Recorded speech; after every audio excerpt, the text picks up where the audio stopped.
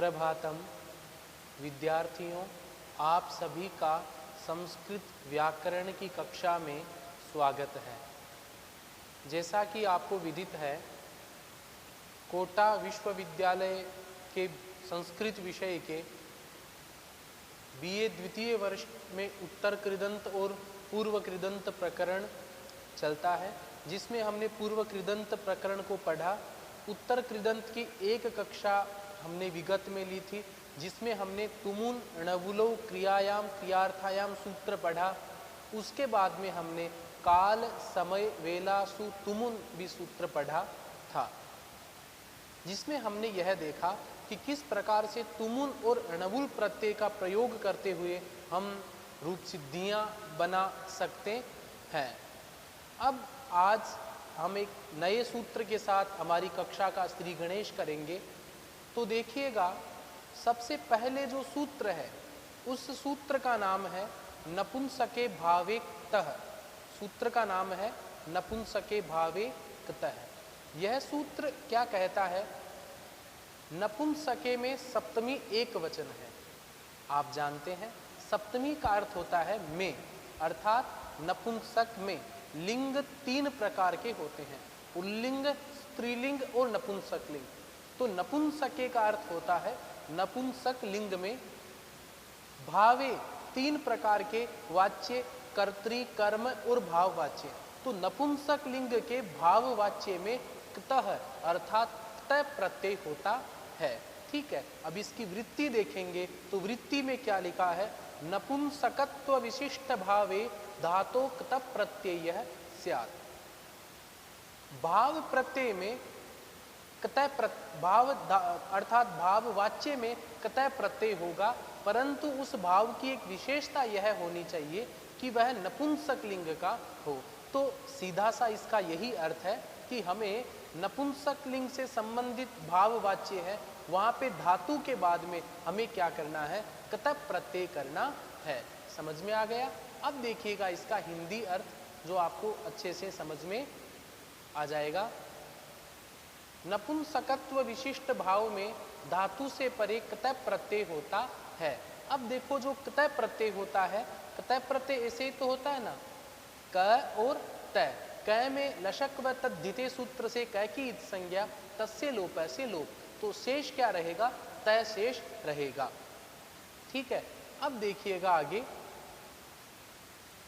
अब देखो, अब आपके मन में एक जिज्ञासा हो सकती है कि हमने पूर्व कृदंत में क्तः क्तवतु निष्ठा सूत्र से निष्ठा संज्ञा करने के बाद में एक सूत्र था निष्ठा, जिससे क्तः प्रत्यय होता है।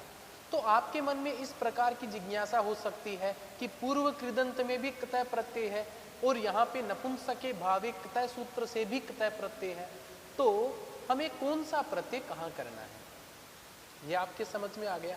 देखिएगा, पूर्व कृदंत में क्तः प्रत्यय केवल भूतकाल में ही होता है। निष्ठा सूत्र की वृत्ति में क्या लिखा हुआ था? भूतार्थ निष्ठा वृत्तेर धातो क्तः प्रत्यय स्यात्। केवल भूतकाल में ही क्तः प्रत्यय का प्रयोग होता था। जैसे रामेण गतः, ठीक है, तो वहां पे भूतकाल का अर्थ आ रहा था, परंतु यहाँ पे नपुंसके भावे क्तः सूत्र से जो क्तः प्रत्यय होता है, वह यह विधान काल सामान्य में भी होता है। वहां पे कोई सा भी काल रहे, हम क्तः प्रत्यय कर सकते हैं। हाँ, शर्त एक रहनी चाहिए कि वहां पे नपुंसक लिंग भाववाच्य होना चाहिए। इस प्रकार से इस सूत्र का मैंने आपको अर्थ स्पष्टीकरण किया। अब देखिएगा, आपकी किताब में एक रूप सिद्धि दे रखी है हसितम।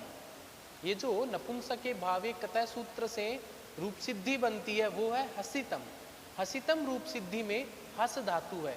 हंसने के अर्थ में हस धातु का प्रयोग किया जाता है। अब देखिएगा, नपुंसके भावे क्तः सूत्र से यहाँ पे क्तः प्रत्यय हो जाएगा।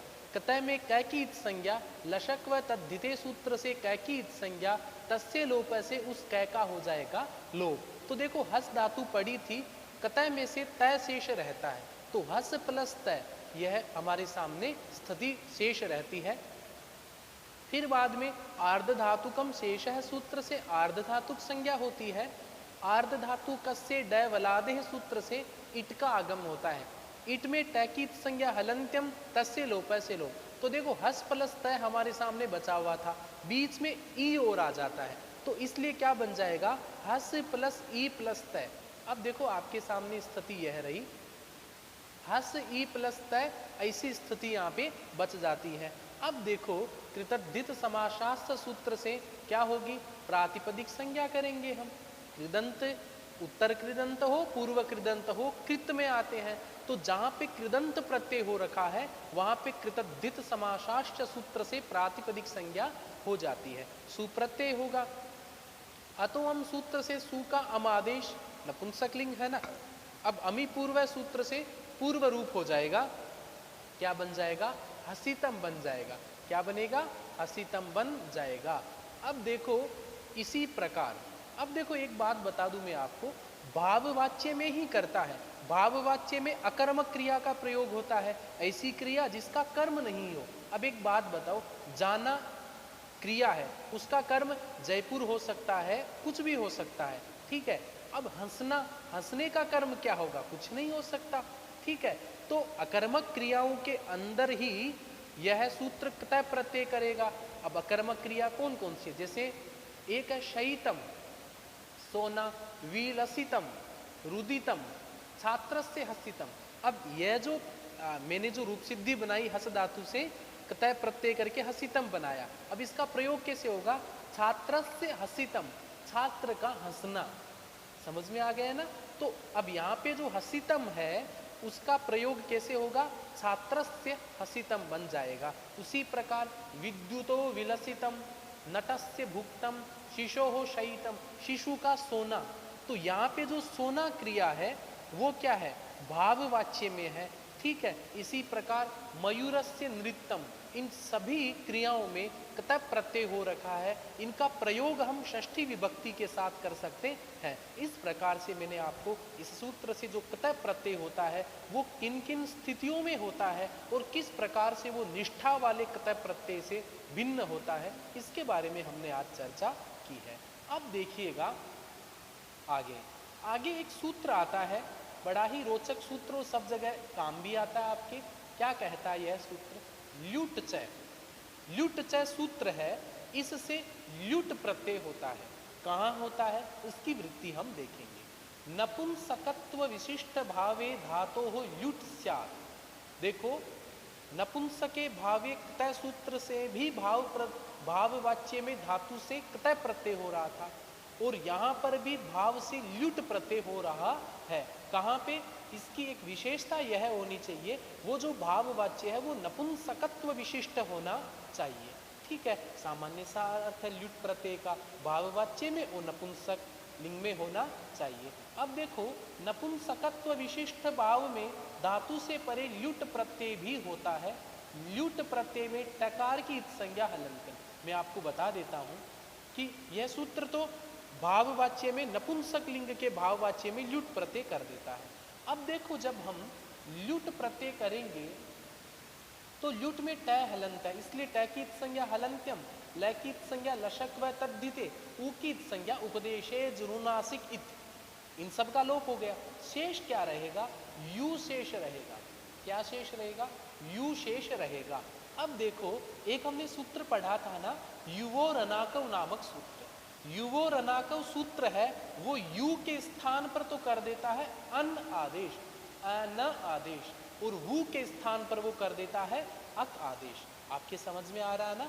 तो ल्युट में लैकित संज्ञा नैकित संज्ञा लोप होने पर यू शेष रहता है, और यू के स्थान पर युवो रनाकव सूत्र से अन आदेश हो जाता है।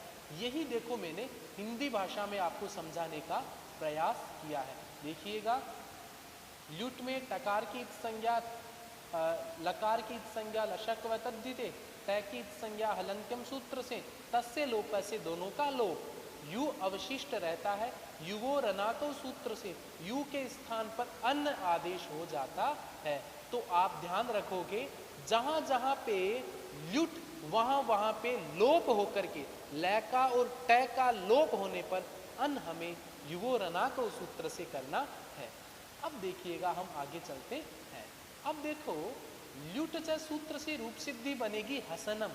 रूप सिद्धि कौन सी बनेगी? हसनम। देखिएगा कैसे बनती है, ध्यान रखो। चाहे हसितम भी समान है, कृतय प्रत्यय भी कर सकते हैं, और हसनम भी समान है। कैसे बताता हूं। हस धातु के अंदर यहाँ पर भी नपुंसकलिंग भाववाच्य है। भाववाच्य में अकर्मक क्रिया का प्रयोग किया जाता है। हंसना भी एक प्रकार की अकर्मक क्रिया ही है, इसलिए हस धातु हो ल्युट च सूत्र से ल्युट प्रत्यय हो गया। ल्युट में लैकी संज्ञा लशक व तद्धिते सूत्र से, तैकी संज्ञा हलंत्यम सूत्र से, तस्य लोप से दोनों का लोप, यू शेष रहता है। युवो रनाकव सूत्र से यू के स्थान पर अन आदेश हो जाता है। ये बात मैंने सूत्र के अर्थ के तदुपरांत मैंने आपको स्पष्ट किया था। अब देखो हस प्लस अन ऐसी स्थिति बच जाती है। यहाँ पे आप किसी प्रकार का संशय नहीं होना चाहिए, क्योंकि हस में हस धातु शेष रह गई, ल्युट के स्थान पर हमने अन आदेश कर दिया। अब देखो जब स हलंत है ना, इसमें ए मिला दिया तो स पूरा हो गया, तो क्या बन गया? हसन। क्या बन गया? हसन। ऐसा यहाँ पे बच गया। अब देखो कृतद्धित समासास्त्र कृदंत प्रत्यय होने के कारण प्रातिपदिक संज्ञा सुप्रत्यय होगा।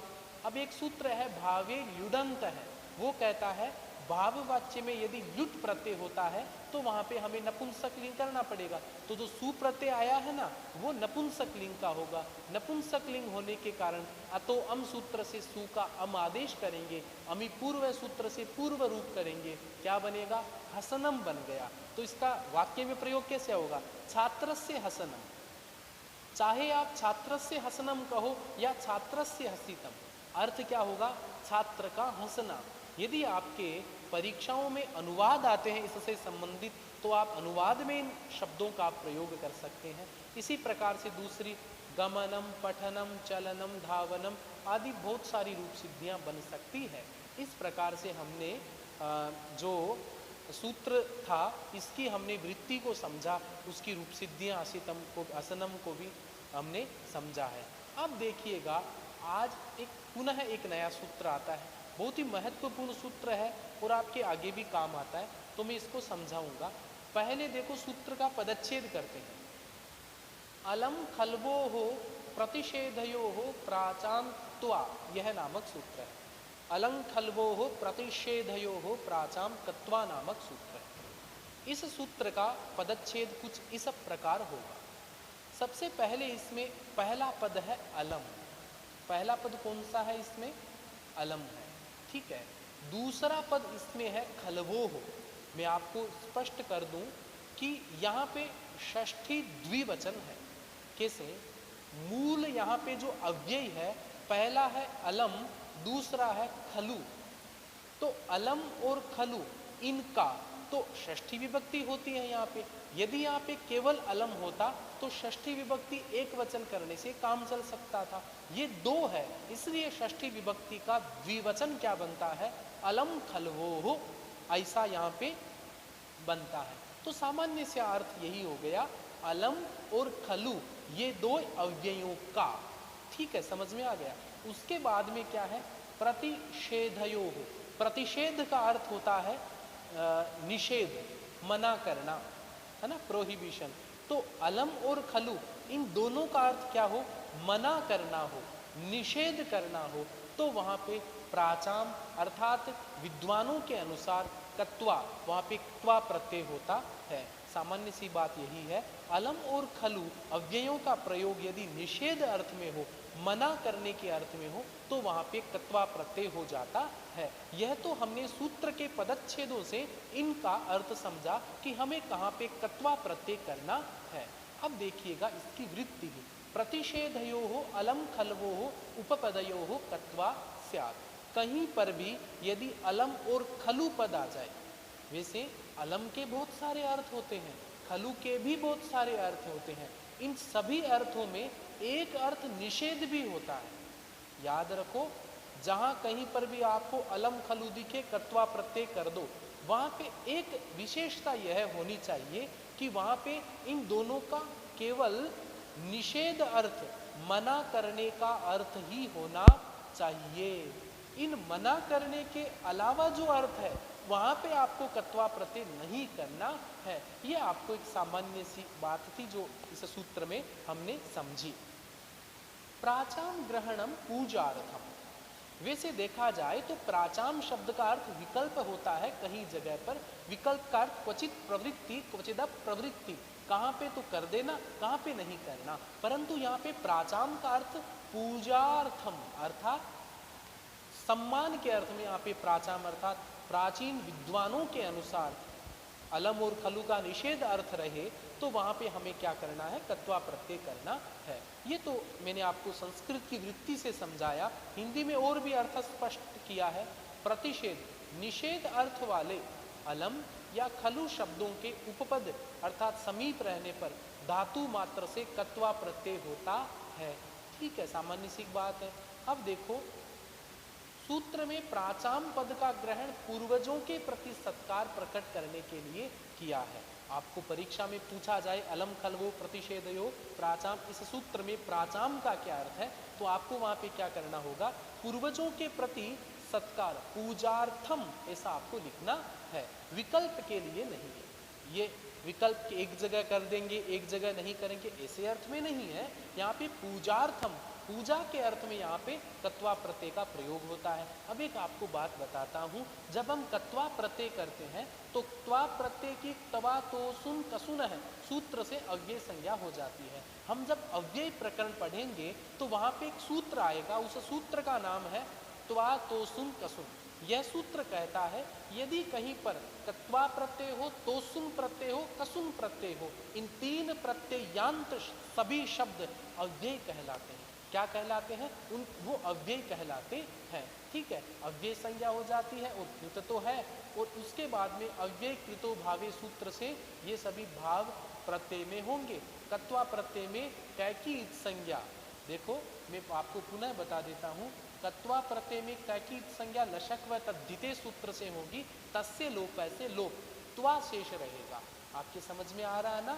अब देखो कैकी संज्ञा जहां पे हो जाती है वहां पे एक बात आप ध्यान रखना, वहां पे कंगिति च सूत्र से वहां पे गुण और वृद्धि दोनों का वहां पे क्या हो जाएगा, निषेध हो जाएगा। इस प्रकार से सामान्य सा सूत्र है अलम और खलु इन दोनों का निषेध अर्थ रहे तो वहां पे हमें धातु के बाद में त्वा प्रत्यय करना है। त्वा में से त्वा शेष रहेगा।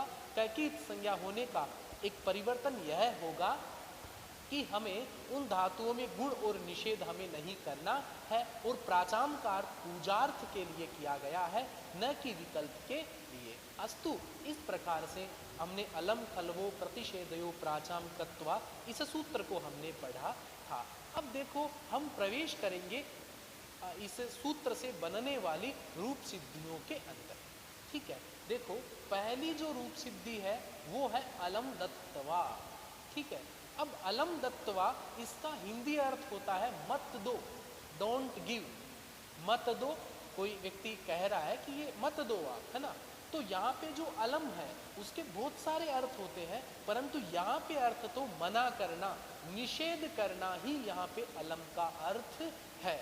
अब देखो तो देखो क्या होगा, अत्र निषेधार्थक अलम कारणात्, यहाँ पे अलम का अर्थ निषेध अर्थक है, इसलिए दत्वा में दा धातु है ना, दा धातु से यहाँ पे निषेध अर्थ आ गया, अलम आ गया, इसलिए अलम खलवो हो प्रतिषेधयो हो प्राचाम कत्वा, इस सूत्र से कत्वा प्रत्यय हो गया, है ना, कैकी संज्ञा हो जाती है, तस्य लोप ऐसे लोप, तो दा प्लस त्वा बन जाता है।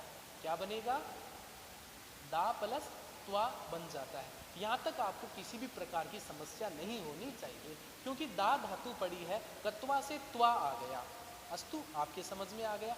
अब देखो एक सूत्र है दो दद घो हो नामक सूत्र है, वो क्या कहता है कि दा धातु के स्थान पर दद आदेश, ददादेश कर देता है। जो दा धातु है ना, वैसे क्या होता है, आदेशः शत्रुवत भवति, आदेश क्या पहले किसी वर्ण को हटाता है, उसके स्थान पर अपने आप को प्रतिष्ठापित करता है, आदेशित करता है। ठीक है, इसलिए दा के स्थान पर दद आदेश कर दिया, तो दा हट गया, दा के स्थान पर दद आ गया, तो दद प्लस कत्वा का त्वा पड़ा था, तो क्या बन गया, दद प्लस त्वा। उसके बाद में एक सूत्र आता है खरीचे। खरीचे सूत्र क्या बोलता है, खर प्रत्याहार परे रहते हमें तीसरे वर्ण का पहला वर्ण अर्थात चरत्व हमें कर देना है। तो द है, द तीसरा वर्ण है ना, देखो त थ द तीसरा वर्ण है।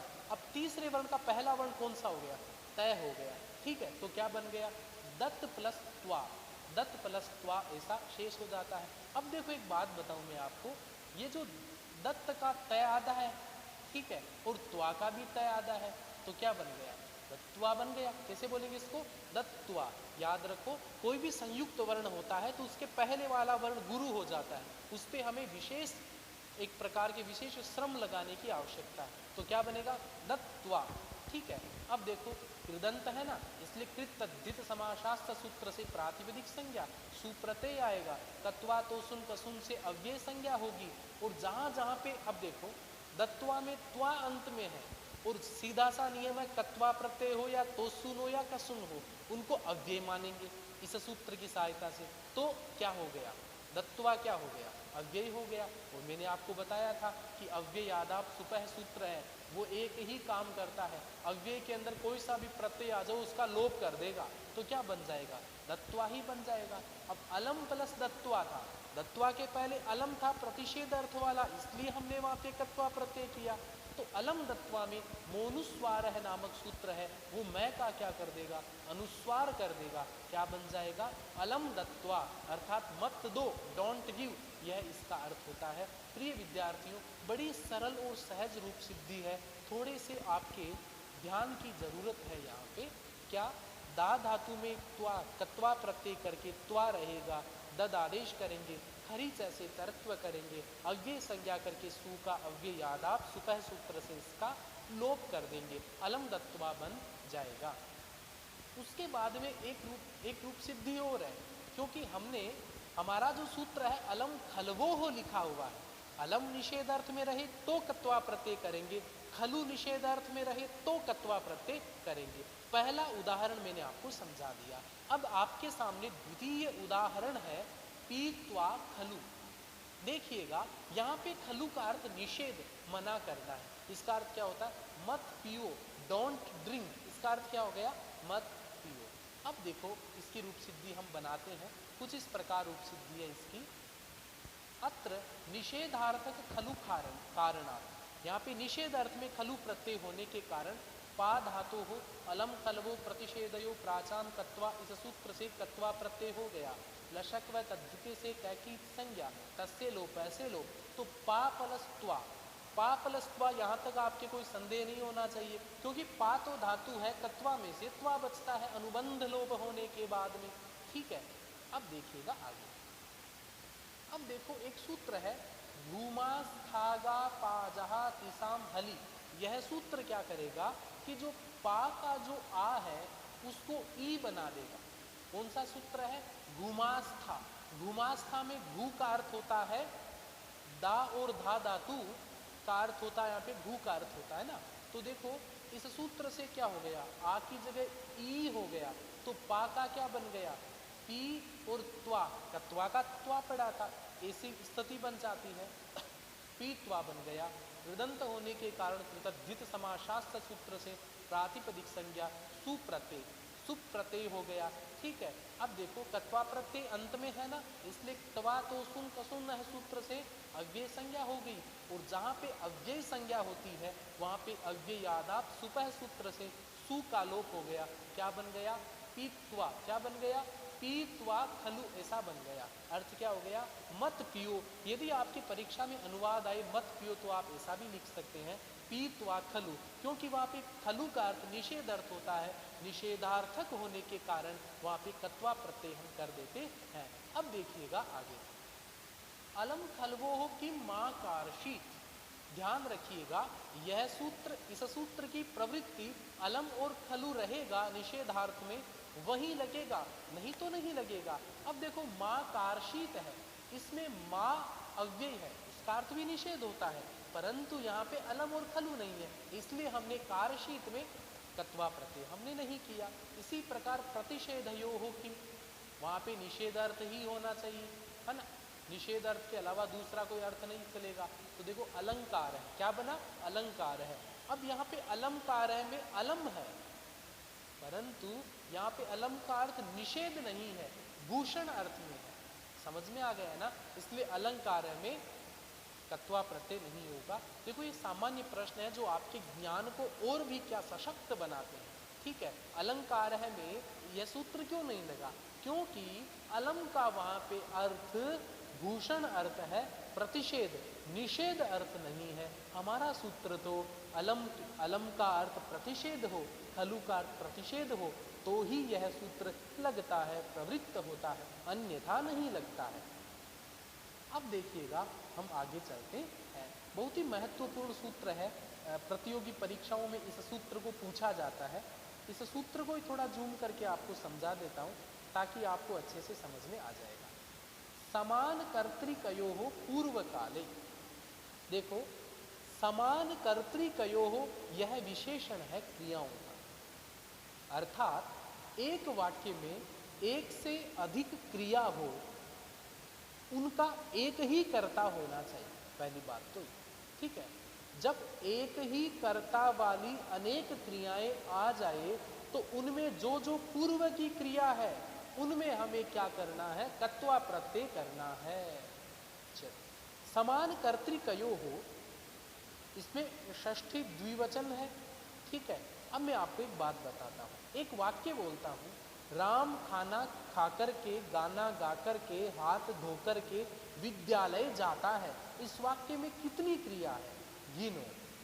राम खाना खाकर के, गाना गाकर के, हाथ धोकर के विद्यालय जाता है।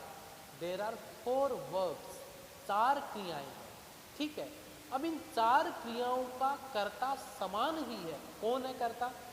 राम स्वयं है। इसलिए चारों की चारों क्रियाएं समान कर्तृक क्रियाएं कही जाएगी। ठीक है, अब इनमें जो पूर्व काल जाता है, इसके पूर्व में जो 3 क्रिया खाना गाना धोना, ये तीनों क्रियाएं पूर्व काल की है। तीनों क्रियाओं में हमें कत्वा प्रत्यय कर देना चाहिए। सामान्य अर्थ से आपको बताता हूं कि इस सूत्र से करके, जहां पे करके अर्थ आता है वहां पे इस सूत्र से कत्वा प्रत्यय होता है। जैसे करके, कृत्वा, जाकर के, गत्वा, पी करके, पीत्वा, खाकर के, भुक्त्वा, है ना। इस प्रकार से इसकी कई इसके रूप सिद्धियां बनेंगी जो हम देखेंगे। अस्तु, अब देखिएगा इसकी वृत्ति देखो। समान कर्तृकयोः धात्वर्थयोः, अर्थात 2 धातुएं जिनका समान कर्ता हो पूर्व काले, तो पूर्व काल की जो क्रिया है विद्यमानात् धातोः कत्वा स्यात्, तो वहां पे कोई धातु उपस्थित है तो वहां पे हमें कत्वा प्रत्यय कर देंगे। त्वा में से क की संज्ञा लशक व तद्धिते तस्य लोप से लोप, त्वा शेष रहता है। सामान्य सी बात है, जो इस बात पर मैं पहले भी प्रकाश डाल चुका हूं। अब देखिएगा इसके कुछ उदाहरण है इस सूत्र के। पहला उदाहरण है भुक्त्वा व्रजति, है ना। अब यहाँ पे भुक्त्वा व्रजति का अर्थ क्या है? खाकर के जाता है, खाना खाकर के जाता है। कितनी क्रिया हुई? 2, पहली खाना, दूसरी जाना। ठीक है, तो इन दोनों का कर्ता कौन है? जो भी है, हरि है। जैसे हरि खाकर के जाता है, तो यहाँ पे हरि समान करता है। ये दोनों क्रिया भुक्त्वा और व्रजति, खाना और जाना, इन दोनों क्रियाओं का कर्ता कौन है? हरि ही है। इसलिए यहाँ पे व्रजति के यहाँ पे कत्वा प्रत्यय नहीं करेंगे। व्रजति के जो पहले भुक्त्वा है वहां पे हम क्या करेंगे? कत्वा प्रत्यय करेंगे, क्योंकि पूर्व काल की क्रिया है। ठीक है, द्वित्वम अतंत्रम। ठीक है, भुक्त्वा पीत्वा व्रजति। अब देखो इसका मैं आपको अर्थ, विशेष अर्थ बताऊंगा इसका, इसमें आपको अच्छे से समझ में आ जाएगा। जिन 2 धातुओं के अर्थों का कर्ता एक हो, उनमें से जिन धातु का अर्थ पूर्व काल में स्थित हो उस धातु से परे कत्वा प्रत्यय होता है। अर्थात 2 धातु आ जाए और दोनों धातु का कर्ता एक है तो पहले वाली धातु में आप कत्वा प्रत्यय कर दो। द्वित्वम अतंत्रम, यहाँ द्विवचन का ग्रहण नहीं, प्रधान नहीं है, अतः 2 से अधिक धातुएं भी आ जाए तो भी ये सूत्र पूर्व वाली धातु में कत्वा प्रत्यय कर देगा। सामान्य सी बात है, ऐसा नहीं है कि 2 क्रियाएं आए, 2 समान कर्ता वाली क्रियाएं, 2 से अधिक भी क्रियाएं आ जाए तो भी वहां पे कार्य सिद्ध हो सकता है ना। अब देखिएगा आगे, कत्वा प्रत्यय जहाँ होता है वहाँ पे त्वा तो सुन कसुन है सूत्र से अव्यय संज्ञा और कृदतिंग सूत्र से कृत संज्ञा, अव्यय कृतो भावे सूत्र से अव्यय संज्ञक में भाव वाच्य में होगा। कत्वा प्रत्यय में त्वा शेष रहेगा। कैकी संज्ञा होने के कारण हमें धातुओं में न तो गुण करना है न हमें वृद्धि करनी है। इस प्रकार से विद्यार्थियों आपके सूत्र समझ में आ जाना चाहिए। सामान्य रूप से बताऊं तो इसका अर्थ होता है करके। जब एक ही वाक्य में एक से अधिक क्रियाएं आती है तो जो अंतिम वाली क्रिया होती है ना, उसके पूर्व वाली जितनी क्रियाएं होती है सब में कत्वा प्रत्यय कर दो। जैसे राम है भुक्त्वा पीत्वा, है ना, च ग्रामम गच्छति, इस प्रकार से आप क्रियाएं बना सकते हैं। अब देखिएगा इसका सबसे पहली रूप सिद्धि आती है भुक्त्वा व्रजति, खा कर के जाता है। इस वाक्य में इसका कर्ता मान लो हरि है। कौन है? इसका कर्ता हरि है। हरि खा कर के जाता है। तो इन दो क्रिया है, दोनों क्रियाओं का कर्ता कौन है? हरि है ना। तो भुक्त्वा भुज धातु और व्रज धातु, इन दोनों धातुओं का कर्ता समान है। कौन है? हरि है। इसलिए पहले वाली क्रिया के ही यहाँ पे कत्वा प्रत्यय लगेगा, इसके नहीं लगेगा, क्योंकि इसके पहले वाली क्रिया, इसके व्रजति के पहले चाहे कितनी भी क्रियाएं आए आप कत्वा प्रत्यय करके आप उदाहरण बना सकते हैं। ठीक है, अब देखते हैं किस प्रकार से भुक्त्वा रूप सिद्धि बनती है। भुज धातु समान कर्तृकयो पूर्व काले सूत्र से पूर्व काल में भुज धातु से कत्वा प्रत्यय हो जाता है। समान कर्तृकयो पूर्व काले सूत्र क्या बोलता है?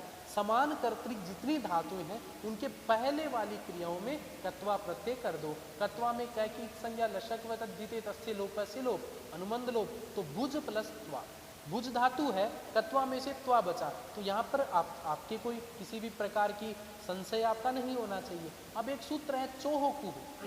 चोहोकु सूत्र क्या बोलता है? चवर्ग के स्थान पर कैवर्ग हो जाता है, चय के स्थान पर कै, छ के स्थान पर ख, जय के स्थान पर ग हो जाता है। तो भुज में जय, चय, छ, जय तीसरा वर्ण है, तो इसलिए कैवर्ग का तीसरा वर्ण क्या होगा? कै, ख, ग। तो जय की जगह क्या हो जाएगा? ग। तो क्या बन गया? भुग प्लस त्वा, ऐसा बन गया। अब खरीचा सूत्र है, खर प्रत्याहार परे रहते तीसरे वर्ण की जगह पहला वर्ण हो जाएगा। तो ग का क्या हो गया? तीसरा वर्ण कै बन गया। क्या बन गया? भुक्त्वा बन गया। समझ में आ गया प्रिय विद्यार्थियों आपके? अब देखो कृतद्धित समासास्त्र सूत्र से प्रातिपदिक संज्ञा हो गई, सुप्रत्यय आ गया।